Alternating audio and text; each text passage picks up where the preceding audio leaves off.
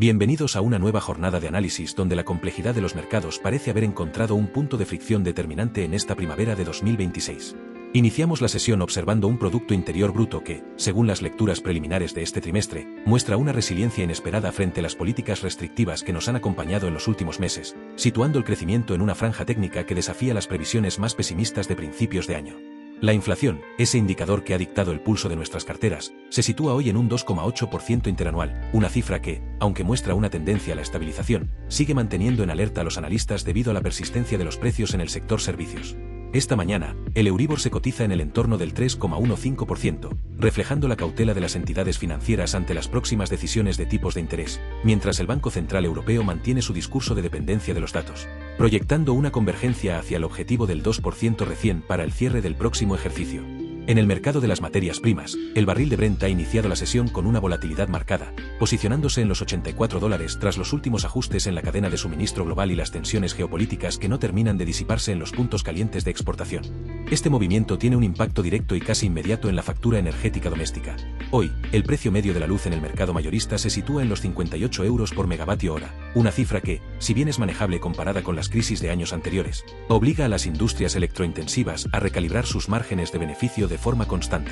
El Fondo Monetario Internacional, en su actualización de perspectivas publicada hace apenas unas horas, sugiere que estamos ante un escenario de aterrizaje suave, aunque advierte que el margen de error para las economías desarrolladas es extremadamente estrecho. La narrativa de hoy no es solo de supervivencia, sino de una adaptación profunda a un entorno donde el dinero barato ha pasado a ser un recuerdo del pasado y la eficiencia operativa se ha convertido en la única moneda de cambio válida para la competitividad internacional. En el terreno hipotecario y de financiación, el Euribor a 12 meses se mantiene anclado en el 3,15%, una señal clara de que las expectativas de recortes drásticos por parte del Banco Central Europeo se han enfriado significativamente ante la solidez del mercado laboral y la presión de los servicios. No es solo una cuestión de números fríos, es la arquitectura de una economía que está mutando hacia un modelo de tipos de interés más altos de forma estructural, alejándose definitivamente de la era del dinero gratis. Las previsiones del BCE para este cierre de trimestre apuntan a una estabilización necesaria, pero el riesgo de una desaceleración más profunda en las locomotoras europeas, especialmente en el sector manufacturero alemán, sigue siendo el elefante en la habitación. Hoy analizaremos si estos pilares son lo suficientemente sólidos para sostener el optimismo de las bolsas o si, por el contrario, estamos caminando sobre un hielo mucho más fino de lo que los indicadores adelantados nos sugieren en esta mañana de abril.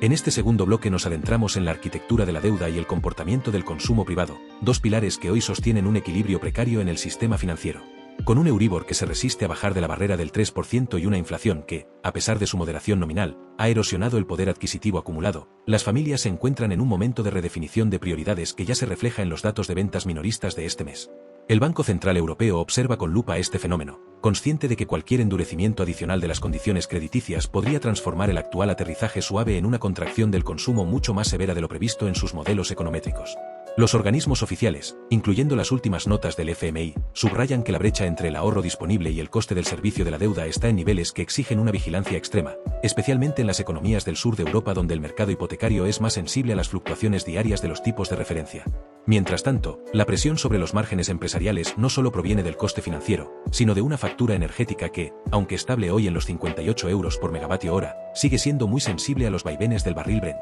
Esta estabilidad es engañosa, ya que el sector industrial está absorbiendo costes operativos que antes se trasladaban íntegramente al consumidor final, lo que está provocando una ralentización silenciosa en la inversión en bienes de equipo. La paradoja de este 22 de abril reside en que, aunque los indicadores macroeconómicos sugieren una normalización, la microeconomía percibe una realidad mucho más rígida donde la liquidez ha dejado de fluir con la alegría de la década pasada. Las proyecciones de crecimiento del PIB para el cierre del semestre dependen ahora, más que nunca, de la capacidad de las empresas para innovar en procesos sin depender de una financiación externa que hoy resulta costosa y selectiva, marcando una clara línea divisoria entre las corporaciones solventes y aquellas que aún arrastran el lastre de la era del crédito infinito. El análisis de esta jornada no estaría completo sin poner el foco en el mercado laboral y su extraña desconexión con las políticas monetarias de la eurozona. A pesar de que el BCE mantiene una postura de vigilancia estricta sobre la inflación, las cifras de empleo que recibimos hoy muestran una robustez que desafía la lógica económica tradicional del enfriamiento. La tasa de desempleo se mantiene en niveles históricamente bajos para el contexto actual, lo que genera una presión al alza en los salarios que preocupa a los reguladores por el riesgo de efectos de segunda ronda. Este fenómeno crea un dilema para las autoridades económicas. Si el mercado laboral no se enfría, la inflación subyacente podría quedar anclada por encima del objetivo del 2% mucho más tiempo de lo esperado, obligando a mantener un Euribor elevado incluso si el crecimiento del PIB empieza a flaquear en los sectores más sensibles al crédito. Paralelamente, la transición energética sigue actuando como un motor de doble filo en la economía diaria. Mientras el precio de la luz se mantiene en esos 58 euros por megavatio hora gracias a una mayor penetración de las renovables en el mix nacional, la inversión necesaria para mantener esta infraestructura está drenando capital que antes se destinaba a la expansión comercial. El FMI ha señalado en su reciente informe de primavera que la competitividad de las naciones ya no se mide solo por su capacidad de producción, sino por su resiliencia ante los shocks energéticos externos. Con el barril de Brent bailando en la frontera de los $84, cualquier interrupción mínima en el suministro global se traduce en un impuesto inmediato al crecimiento, recordándonos que, en este 2026, la estabilidad es un lujo que se paga cada día en los mercados de futuros y que termina definiendo, en última instancia, el margen de maniobra de la política fiscal de los gobiernos.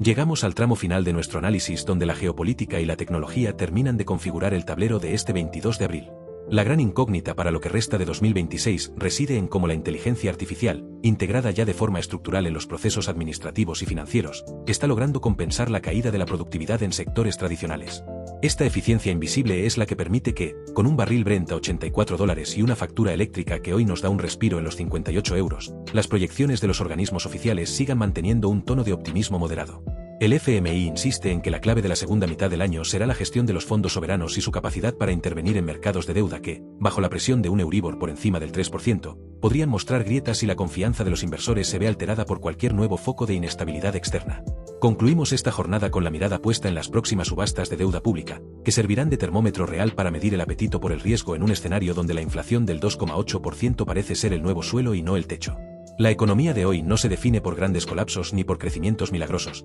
sino por una gestión quirúrgica de los decimales en los costes de producción y una adaptación psicológica del consumidor a un mundo donde el ahorro vuelve a ser la medida de la prudencia. Mañana seguiremos desgranando estos datos, vigilando de cerca si el BCE decide finalmente dar ese giro narrativo que el mercado tanto anhela o sí. Por el contrario, la cautela seguirá siendo la norma en un 2026 que no concede tregua a quienes no sepan interpretar la letra pequeña de los indicadores macroeconómicos.